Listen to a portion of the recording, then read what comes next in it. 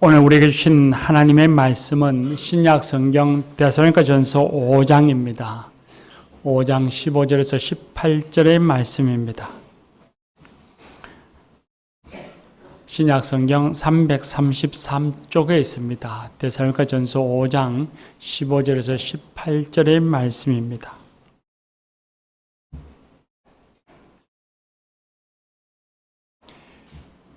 이것은 하나님의 말씀입니다. 이제 하나님의 말씀을 듣겠습니다. 삼가 누가 누구에게든지 악으로 악을 갚지 말게 하고 서로 대하든지 모든 사람을 대하든지 항상 선을 따르라. 항상 기뻐하라. 쉬지 말고 기도하라. 범사에 감사하라. 이것이 그리스도 예수 안에서 너희를 향하신 하나님의 뜻이니라. 아멘. 이 말씀을 하나님이 은혜 주실 줄 믿습니다. 우리 여호수아 중창단 찬양하겠습니다.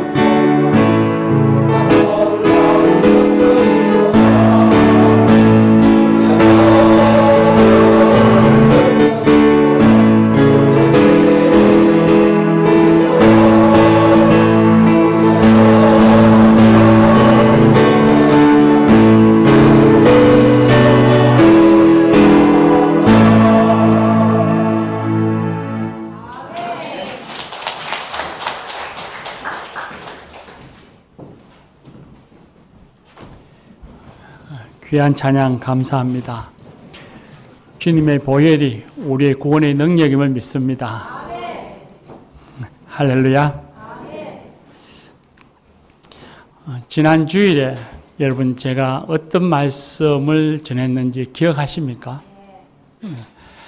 교회 공동체는 교회 의식을 가져야 하고 공동체 의식을 가지면서 우리가 관계, 교우 지체들 간에 어떻게 그 의식 속에서 우리가 관계를 가져야 하는가 하는 것을 우리가 성경의 말씀, 하나님의 말씀을 통해서 들었습니다. 그런데 그 말씀 가운데 한 가지 나누지 못한 말씀이 있습니다. 지난주에 우리들 알다시피 투표도 하고 여러 가지 일로 말씀을 줄이다 보니 한 가지 말씀을 나누지 못했는데 이 말씀을 함께 나누려고 합니다. 바로 15절의 말씀입니다. 15절 말씀에 보면 주님께서 우리에게 그렇게 말씀하십니다. 누가 누구에게든지 악으로 악을 갚지 말라 말씀하십니다. 읽기는 쉬우나 실천하기는 참 어려운 말씀이죠. 우린 대체적으로 세상에 살아가면 사람들이 의도적으로 상대가 나에게 악을 행하면 우리는 어떻게 갚아줍니까? 악으로 갚습니다. 상대가 나에게 의도적으로 나쁜 행동을 하면 나도 똑같이 대갚아주고 싶어 하는 마음이 우리 안에 있습니다. 그런데 주님께서는 우리에게 그렇게 하지 말라고 하십니다. 그리스도인들은 악을 무엇으로 갚아라 하십니까? 로마서 12장 말씀에 보면 선으로 갚아야 한다 하셨습니다. 그리고 선으로 악을 이겨라 그렇게 말씀하셨고, 그리고 말씀하시기를 너희가 친히 원수 갚지 말고 하나님의 진노하심에 맡기라 그렇게 말씀하셨습니다. 그가 악을 행한다면 그 심판은 하나님께 맡기고 너는 하나님의 말씀에 따라서 선으로 악을 이겨야 한다 그렇게 우리에게 말씀해 주셨습니다. 교우 여러분, 우리가 선으로 악을 이겨가는 믿음의 성도들이 되십시다. 제가 목회한 경험에 의하면 교회 공동체 안에서는, 우리 교회는 물론이지만 교회 안에서는 의도적으로 다른 교우들, 다른 지체들에게 악을 행하는 사람은 아무도 못 봤습니다. 그런 사람은 교회 안에 없습니다. 내가 교회에 와서 예수 믿으면서 저 사람한테 내가 해코지를 좀 해봐야지, 그렇게 마음을 가진 사람은 우리 교회 안에 아무도 없다는 말입니다. 그런데 함께 신앙생활 하다 보면 묘하게 서로 간에 갈등이 생기고 먼저 긴장관계가 탁 생긴다는 것을 느끼게 됩니다. 왜냐하면 서로 생각이 다르고 살아왔던 방식이 다르니 일하는 방식이 서로 다른 겁니다. 그러다 보니 똑같이 함께 일을 하면 서로 간에 이견 차이가 생기면서 긴장, 갈등 이런 관계에 탁 놓이게 된다는 것이죠. 그런데 그런 갈등과 긴장 관계에 놓였을 때 우리는 그럼 어떻게 해야 할 것인가? 우리에게 차이가 있다고 느껴질 때에 우리는 그럼 어떻게 행동해야 할 것인가 하는 것을 오늘 주님이 우리에게 가르쳐 주셨습니다. 오늘 우리가 읽은 15절 말씀 후반부에 보면 서로 대하든지 모든 사람을 대하든지 항상 선을 따르라 하셨습니다. 이 말씀을 좀 쉽게 번역해 보면 서로에게 그리고 모든 사람에게 좋은 것을 항상 추구하십시오, 그런 뜻입니다. 상대가 나보다 못하다거나 내가 상대보다 우월하다는 것을 증명하려고 자꾸 애쓰지 말고 우리 모두가 다 좋은 것, 우리 흔히 이걸 공동의 선이라고 하죠. 그걸 찾아라 그렇게 말씀하십니다. 긴장이 생기고 갈등이 생기면 내가 저 사람보다 더 나은데 라고 하는 것을 찾으려고 애쓰지 말고 그걸 증명하려고 노력하지 말고 나도 좋고 그도 좋고 우리 모두가 다 좋은 것을 추구하여 찾도록 노력하라 그렇게 말씀하십니다. 우리 사회를 보면, 우리 생활을 가만히 보면 우린 누군가 이기고 누군가 지는 생활 습관에 아주 익숙해져 있습니다. 인생이 스포츠가 아닌데도 운동 경기는 누가 이기고 지는 것이 있지만 인생은 그런 것이 아니지 않습니까? 그런데도 어떤 상황에 맞닥뜨리든지 간에 내가 이겼는지 졌는지에 관심이 있습니다. 이겼다 하면 느끼면 좀 우쭐해지고 내가 졌다고 생각하면 그날 하루 기분이 아주 우울합니다. 우리는 그런 것에 아주 익숙해져 있는데 어릴 때부터 그게 습관이 되었기 때문입니다. 학교에서 시험을 보면 학교에서부터 1등에서부터 100명이면 100등의 꼴찌까지 쫙 등수를 매깁니다. 100명 가운데 내가 10등이면 11등부터 100등까지는 전부 내가 이긴 겁니다. 그리고 9등부터는 내가 졌습니다. 이런 의식, 이런 생활 습관이, 이런 문화에 우리는 아주 젖어 있고 그렇게 우리는 성장했습니다. 그렇게 성장하다 보니 성패와는 아무 상관이 없는 학술 토론회라든지 주방에서 밥을 지을 때도 무엇을 하든지 간에 이런 성패의식이 적용되어져서 내 의견이 좀 관철되어지고 내 의견이 좀 적용되어졌다 싶으면 그럼 내가 이겼다는 생각이 들어서 좀 우쭐해집니다. 그런데 내 의견이 관철되어지지 않고 내 생각이 적용되어지지 않으면 졌다는 생각이 들어서 우울합니다. 그 일 하기가 싫습니다. 가정에서도 이런 의식이 그대로 적용됩니다. 부부간에 이견이 생기면 서로 차이를 인정하고 이해하고 존중하면 되는데 서로 지지 않으려고 힘겨루기를 합니다. 가만히 보면 그 힘겨루기에 대단한 인생의 문제가 걸려 있거나 가정의 성패가 크게 좌우되는 그런 문제가 아닙니다. 아주 사소한 것인데 서로 지지 않으려고, 이기려고 다투는 것이죠. 그러다가 한 20년쯤 살다 보면 서로 지치기도 하고 또 상대방의 말을 따라서 그냥 살아봐도 별 문제가 없고 그건 그거대로 좋다고 여겨지니까 그때부터는 싸움을 거칩니다. 이전까지 싸워온 세월이 너무 아깝지 않습니까? 상대에게 미안하기도 하고. 심지어는 부모와 자녀들 간에도 서로 이기려고 합니다. 아이가 어릴 때는 성패가 아주 쉽게 결정납니다. 부모가 훨씬 더 유리한 입장에 있기 때문이죠. 그런데 얼마 지나지 않아서 이 성패가 뒤집어지는 일이 생깁니다. 아이들에게 사춘기가 찾아옵니다. 아이들이 사춘기가 찾아와서 눈이 좀 커지고 그리고 세상을 보는 눈이 좀 생기고 자기 마음에 어떤 확실한 확고한 어떤 의식이 생기면서 부모님을 바라보니 부모님이 하늘이 아닙니다. 부모님도 실수하고 부모님 생각도 잘못됐다는 걸 알게 되고 그때부터 억압받았던 것이 확 폭발합니다. 근데 사춘기가 점점 빨라지잖아요. 부모들이 당황하죠. 그런데 이 상황을 역전시킬 수 있는 한 번의 기회가 또 찾아옵니다. 바로 부모의 갱년기입니다. 그래서 우리는 그런 얘기를 농담처럼 하죠. 사춘기와 갱년기가 싸우면 누가 이깁니까? 그런 말을 합니다.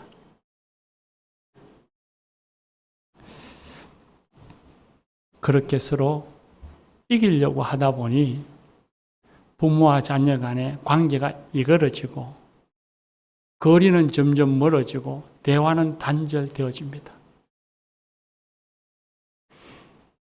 우리는 이런 성패의식, 이런 생활 습관을 버려야 합니다. 의도적으로 그런 생각을 갖지 않으려고 노력해야 합니다. 교회 공동체 안에서도 서로 간에 차이가 생기면 무엇이 교회에 도움이 되는지, 무엇이 너와 나 사이에 좋은 것인지를 생각해보고 그리고 모두에게 좋은 것을 추구하려고 노력해야 하고 모든 사람들, 모든 사람들 공동체에 좋은 것을 추구하는 법을 배워야 합니다. 그냥 생기는 것이 아니지 않습니까?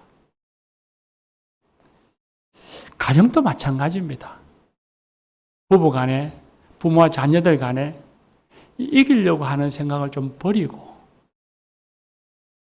가정이 좋은 것, 너와 나 우리 모두가 다 좋은 것을 생각하고 추구하고 그렇게 추구하는 법을 배우며 살아야 합니다. 공동체 안에서는 우리 모두가 잘 되었다는 에서도 내가 이겼다는 없습니다. 그가 아프면 배가 아픕니다. 그가 좋으면 내가 좋은 겁니다. 그게 공동체입니다. 교우 여러분, 모두에게 좋은 것, 덕이 되는 것을 추구하며 나아가는 우리 교회와 성도들이 되십시다. 이제 16절, 18절의 말씀을 함께 생각해 보고자 합니다. 신앙인으로서 우린 저와 여러분은 다 예수를 믿고 교회 다니는 신앙인이지 않습니까? 신앙인으로서 가장 가슴이 벅차고 힘이 되어지는 하나님의 말씀이 무엇입니까? 조금씩 다 다르겠죠. 그러나 아마 대동소이하다고 생각하는데 하나님께서 항상 나와 함께 하시면서 내 인생길 걸음걸음을 지키시고 도와주시고 인도해 주신다 하는 그 말씀이, 그 약속이 우리가 살아가는데 힘이 되고 능력이 됩니다. 아마 대부분 다 그렇게 생각하실 겁니다. 참 엄청난 말씀입니다. 우주 만물을 창조하시고 지금 또 다스리시는 하나님께서 지구라고 하는 정말 작은 점을 찍어 놓은 것 같은 그 이 작은 행성 위에, 그것도 한 피조물로 살아가는 우리를 찾아와 만나 주셔서 하나님을 알게 하실 뿐만 아니라 그런 우리와 항상 함께 하시면서 나를 도와주신다는 것, 정말 한번 여러분 상상해 보면 놀라운 일 아닙니까? 근데 매일매일 일상에서 하나님이 나와 함께 하셔서 내가 어려운 일을 겪을 때, 내가 위험한 일을 맞닥뜨릴 때 하나님께서 피할 길을 주시며 나를 지켜주십니다.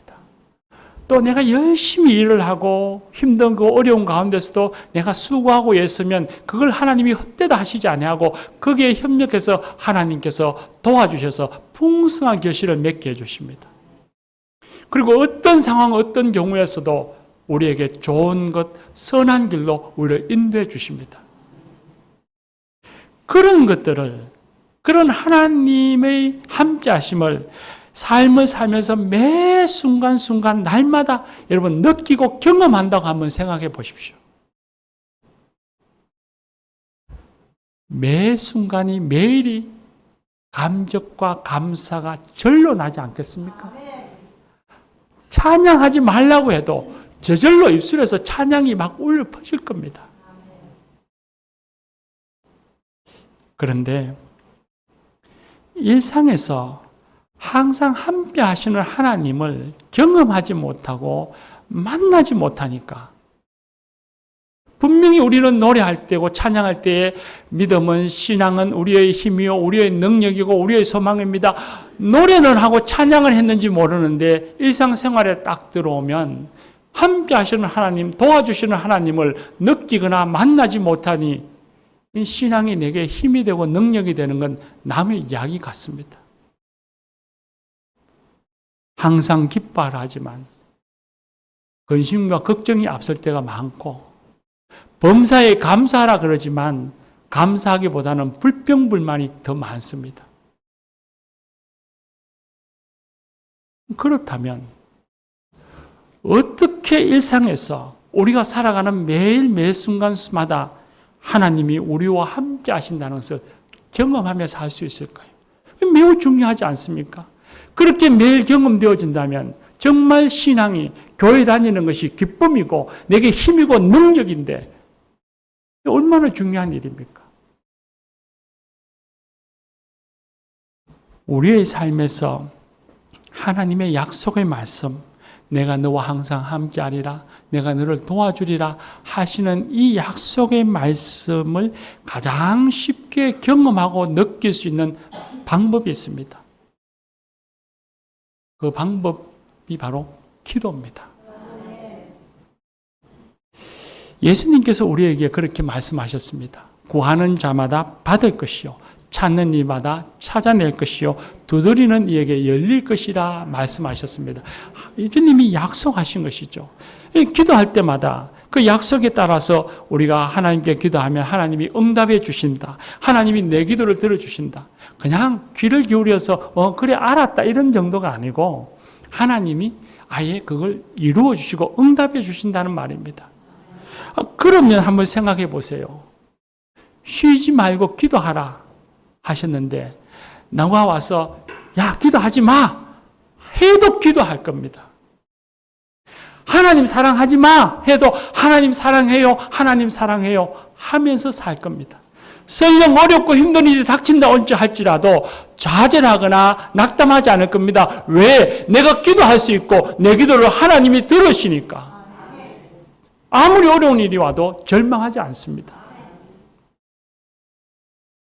그만큼 기도가 인생에서 중요하고 우리가 신앙생활 하는데 기도가 매우 중요한 것입니다. 그런데 우리 자신을 한번 돌아보십시오. 기도하는 게 좋고 기도해야 하는 걸 생각하는데 기도 생활에 대해서 서로 잘 묻지도 않고 서로 말하지도 않습니다. 기도해 주세요 라고 부탁하지도 잘 안 하고 내가 기도했는데 내 응답 받았어요 이런 얘기도 잘 하지 않습니다. 기도를 하라 해서 했는데 뭐 딱히 응답되어지는 것 같지도 않고 한 번, 두 번 하다 보면 이제 뭐 기도하라 하니 하고 안 하면 뭔가 마음에 꺼림칙한 것 같아서 형식적으로 기도하고 어떻게 기도해야 되는지 방법을 물어보기는 좀 쑥스럽고 부끄럽고 신앙생활 한 지가 벌써 10년이 됐는데 기도하는 방법을 모른다 하기도 뭐하고 그러니 그저 기도 그냥 하고 사는 겁니다. 그럼 우리 스스로에게 한번 물어볼 수 있죠. 기도에 대해서 솔직하게 물어본다면 가장 궁금한 것이 뭐겠습니까? 내 기도를 하나님이 응답해 주십니까? 하나님이 내 기도 정말 들어주십니까? 이게 제일 궁금하지 않습니까? 결론부터 말하면 반드시 들어주십니다. 하나님이 거짓말 하시는 분도 아니요. 하나님이 약속하신 것을 한 번도 어기신 것 없이 계속 이루어 주셨습니다. 그런 하나님이시니 하나님께서 구하라 그리하면 얻으리라 우리에게 말씀하셨는데 우리가 기도하는데 하나님이 귀를 막고 계시지 않는다는 것이죠. 반드시 응답해 주십니다. 하나님은 결코 우리의 기도를 외면하지 않습니다. 우리가 살면서 주님의 이름으로 수고하고 애쓰고 노력하는 것도 하나님이 헛되이 하지 아니하시고 협력해서 우리에게 풍성한 열매를 주시는 분이신데 우리가 간절한 마음으로 애타게 기도하는 걸 왜 하나님이 외면하시겠습니까? 하나님은 반드시 우리의 기도를 들어 응답하여 주십니다. 심지어는 하나님이 이미 결정해 놓았던 것이라도 우리가 간절한 마음으로 기도하면 하나님께서 그 결정을 번복하십니다. 이 성경을 보면 이스라엘 백성이 애굽에서 해방되어 나왔습니다. 그리고 시내산 앞에 왔을 때에 모세가 하나님을 만나러 가고 없었습니다. 이스라엘 백성들이 시내산 앞에서 금으로 송아지를 만들어 놓고는 자 봐라 이 금송아지가 우리를 애굽에서 구원해낸 신이다. 그러면서 그 앞에서 춤을 추고 절을 하고 우상 숭배했습니다. 하나님이 그 모습을 보니 얼마나 속상하겠습니까? 하나님께서 내가 저 목이 곧은 백성들, 저 악한 백성들을 내가 다 심판해서 전멸시키리라. 그렇게 결정하고 선포했습니다. 그 소식을 들은 모세가, 지도자 모세가 하나님 앞에 무릎 꿇고 기도합니다. 하나님, 내 이름을 생명책에 지우실지라도 제발 저 백성들은 용서해 주십시오. 그랬더니 하나님께서 모세의 기도를 들으시고 백성들을 용서해 주셨습니다. 결정하신 것을, 결정해 놓은 것을 모세의 기도 때문에 바꾸신 거죠. 히스기야 왕이 하나님께부터 이사야 선지자를 통해서 너는 이제 곧 죽는다 라는 말씀을 들었습니다. 죽음이 결정되어졌습니다. 이제 돌아서면 죽습니다. 근데 그 말을 들은 히스기야 왕이 벽면을 보면서 하나님께 기도합니다. 하나님, 내 생명을 살려주십시오. 그랬더니 하나님께서 히스기야의 기도를 들으시고 그 생명을 15년 연장시켜 주셨습니다. 이미 결정되어졌던 것입니다. 하나님이 이미 넌 죽는다 결정하신 것이었지만 히스기야의 기도를 들으시고 하나님이 그 뜻을 바꾸셔서 번복시켜서 이루어 주셨습니다. 참 놀라운 일 아닙니까? 우주 만물을 창조하시고 다스리시는 하나님께서 인간의 이 우매한 입술과 이 어리석음의 이 마음을, 그 소원을 들으시고 이미 결정해 놓으신 것까지도 바꿔주신다는 것, 참으로 놀라운 일이죠. 그런데 하나님께서는 그렇게 하시는 분입니다. 하나님께서는 우리의 기도를 들으시는 분입니다. 그래서 제가 자주 말씀을 드리고 저 스스로 고백하기는, 하나님께서 우리가 살아가는데 일상에서 주신 선물 가운데 가장 좋은 선물이 무엇이냐고 제게 물어보면 저는 기도라고 답합니다. 우리가 믿는 하나님의 이름은 여호와 하나님입니다. 근데 여호와 하나님은 살아계신 하나님입니다. 죽은 하나님이 아니고 침묵하는 하나님이 아니고 우리의 인생을 어떻게 살아가나 구경하시는 하나님이 아닙니다. 우리의 삶의 처지와 우리의 마음을 아시고 우리의 기도에 사랑으로 응답해 주시는 하나님이십니다. 그래서 하나님을 살아계신 하나님이라고 말씀하는 겁니다. 우주적으로 보면 우주를 지금도 다스리고 계시는 하나님, 살아계신 하나님이요, 우리 개인 한 사람 한 사람을 보면 우리와 함께 하시면서 우리를 이끌어 주시고 도와주시고 지켜주시는, 우리의 기도를 응답해 주시는 살아계신 하나님이신 것입니다. 그래서 우리는 하나님을 살아계신 하나님이라고 고백하는 것입니다. 그런데 우리는 왜 기도를 하고서 내 기도가 응답되어지지 않는다고 느끼는 걸까요? 하나님은 저 권사님 기도만 잘 들어줘. 내 기도는 안 들어주시는 것 같아. 하나님은 나만 미워하시는가 봐. 그런 생각을 갖습니다. 그 이유가 있습니다. 우리가 기도에 대해서 오해하기 때문입니다.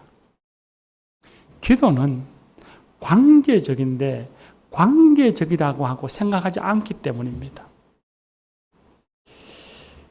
거의 대부분의 교인들이 기도를 하면 반드시 자신이 원하는 것을 원하는 방식으로 원하는 때에 딱 이루어져야만 기도 응답 받았다고 생각합니다.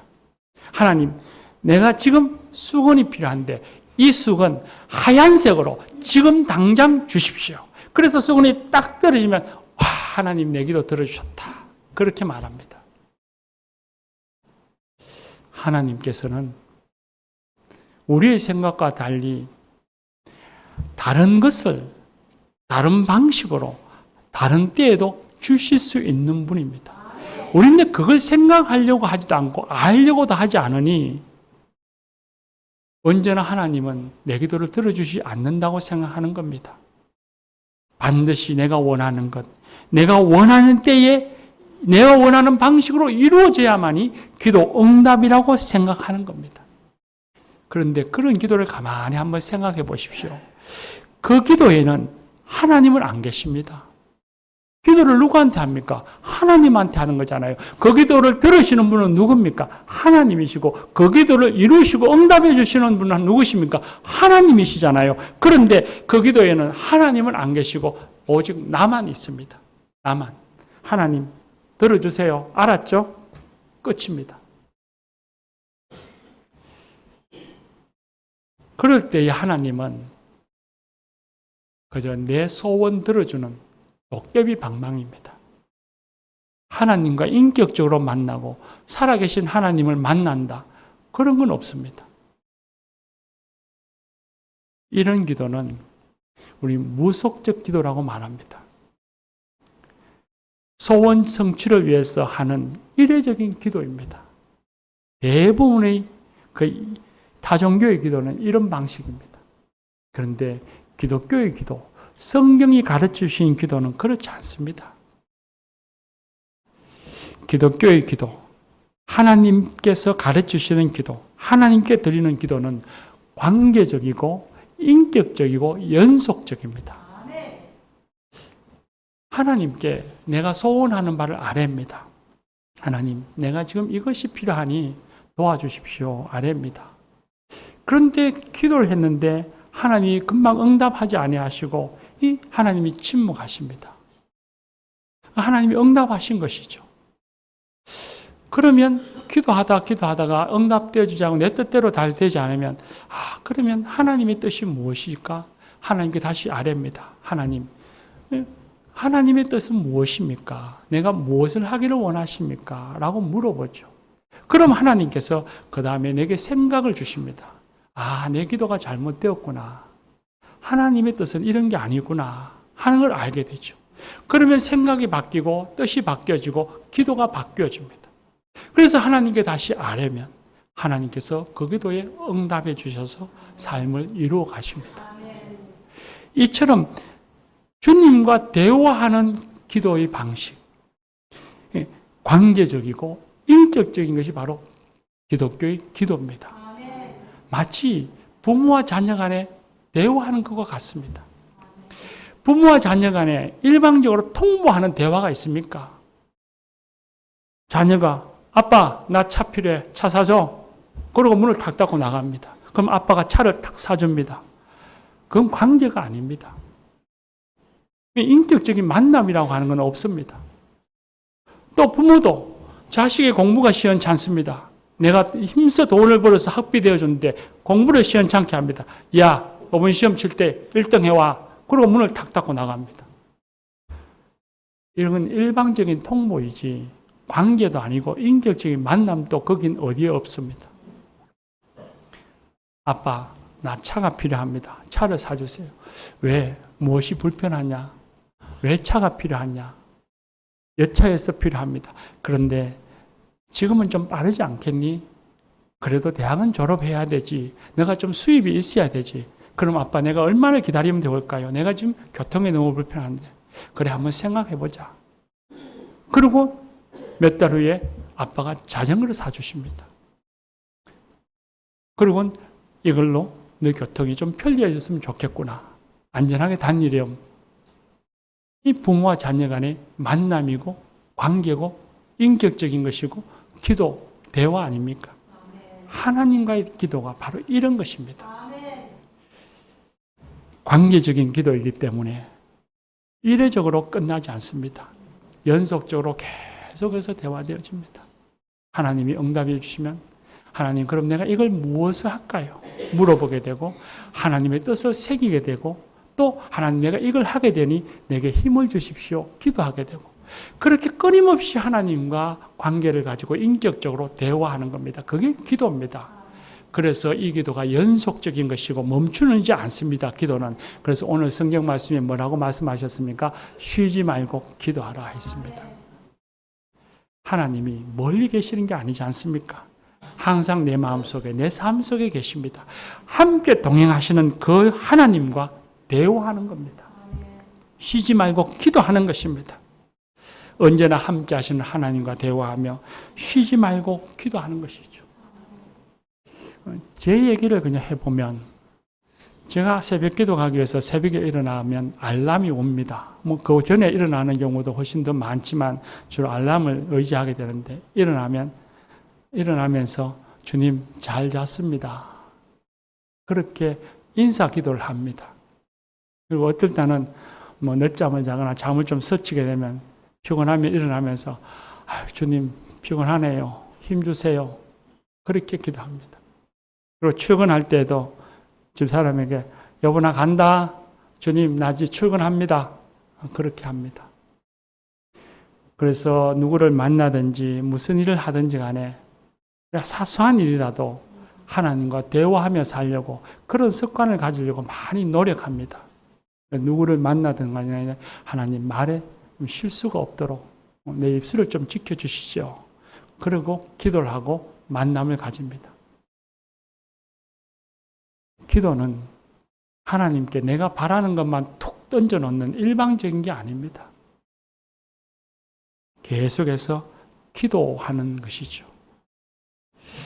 그런데 이렇게 주님과 대화하면서 기도하다 보면 또 하나의 의문이 생깁니다. 내가 원하는 대로 내가 기도했는데 내가 원하는 대로 딱 이루어지지 않았고 내가 원하는 방식도 아니면 그럼 하나님께서 내게 응답해 주셨다는 걸 내가 어떻게 알 수 있습니까? 분명히 내가 기도했고 내게 어떤 다른 방식으로 일어나는 일이 그게 하나님이 내게 주신 응답이고 하나님의 뜻이라는 것을 내가 그럼 어떻게 알 수 있습니까? 참 어려운 문제죠. 그 해답은 기도를 많이 하고 성경을 많이 아는 것밖에 없습니다. 신앙의 연륜이 그래서 중요합니다. 기도를 어떻게 해야 됩니까? 처음에는 감사하고, 처음에는 어떻게, 물론 다 중요하지만, 중요한 건 기도를 시작하는 게 중요합니다. 그리고 기도를 하다 보면, 대화하다 보면 자꾸만 신앙의 연륜과 함께 기도하는 것이 점점 더 발라지고, 올발라지고, 참되어지고, 점점 진실해져 가는 겁니다. 그리고 성경 말씀을 많이 알므로써 하나님의 뜻인지 응답인 줄을 알 수 있습니다. 그런데 우린 대체로 부족하고 또 우린 하나님과의 관계에서 우매한 면이 있습니다. 우리 세상에서는 나만큼 똑똑한 사람이 없죠. 그런데 하나님과의 관계에서는 참 우리는 우매합니다. 그러다 보니 하나님께서 다른 방식으로 다른 것을 내게 주셨는데 그걸 그 순간은 느끼지 못하고 경험하지 못합니다. 그래서 한참 시간이 지나면 그때서 비로소 하나님께서 이렇게 응답해 주셨구나.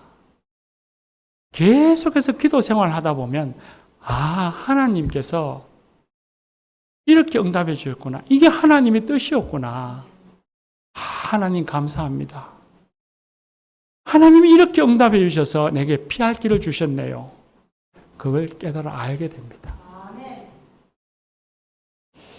교우 여러분, 기도는 그저 필요할 때 한번 덜컹하는 것이 아닙니다. 기도를 매 생활이 분주하고 힘들지만 시간을 정해놓고 하나님과 골방에서 만나는 노력을 꼭 하시기 바랍니다. 10분도 좋습니다.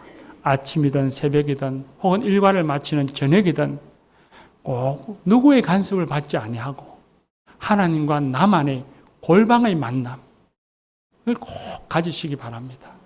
처음에는 10분도 지루하게 느껴질지 모르죠. 그런데 하나님과의 만남이 점점 즐거워지면서 10분이, 20분이, 20분이, 30분이, 30분이, 1시간이 됩니다. 시간이 언제 지나가는지 후딱 지나갈 겁니다. 그리고 일상의 사소한 일이라도 하나님과 대화하려고 하는 습관을 많이 가지십시오. 우리가 밥 먹을 때, 밥 먹기 전에 식사기도 하시죠? 그것처럼 우리가 사소한 일 무엇을 하든지 간에 하나님, 나 지금 이거 하는데 도와주세요. 하나님, 나를 긍휼히 여겨주세요. 하는 기도를 쉼 없이 하는 그런 습관을 가지시기를 바랍니다. 사랑하는 교우 여러분, 우리의 기도는 결코 허용을 치지 않습니다. 우리가 요한계시록의 표현을 빌려볼까요? 우리가 기도하면 천사가 우리의 기도를 손으로 받들어서 하나님 앞에 하나님 전에 바칩니다. 하나님께서 그 기도를 들으시고 우리에게 응답해 주십니다. 교우 여러분, 이 믿음을 갖고 기도하십시다. 그리고 기도하며 우리가 사는 세상이 힘들 때가 많잖아요. 많은 시련과 유혹이 와서 넘어질 때가 많죠. 이 기도로서 이 험한 세상을 넉넉히 승리하며 살아가는 그런 성도들이 되십시다. 기도합시다.